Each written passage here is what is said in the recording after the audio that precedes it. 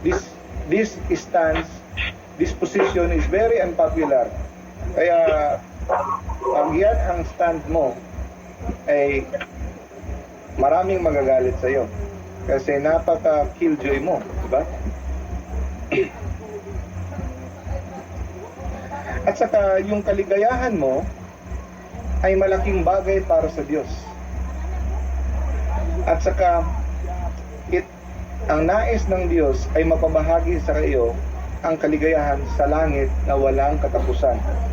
Walang hanggang kaligayahan sa langit. Gusto niya ipabahagi sa iyo. Kaya ang pagkabanal mo. So sabi ko, God wants you to be happy. Yes. But God wants you to be holy more than to be happy in this world. Kasi if you will be holy, you will be happy forever with God in the next. Kasi anin mo yung happy ka ngayon, but you will be miserable in the next life.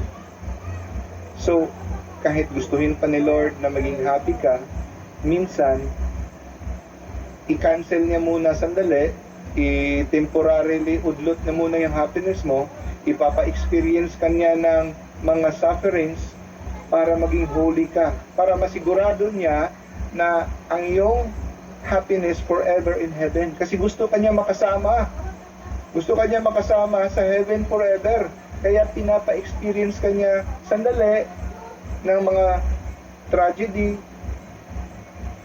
persecution, suffering, kasi alam niya itong mga bagay na to ay magdadala sa iyo sa pagkabanal.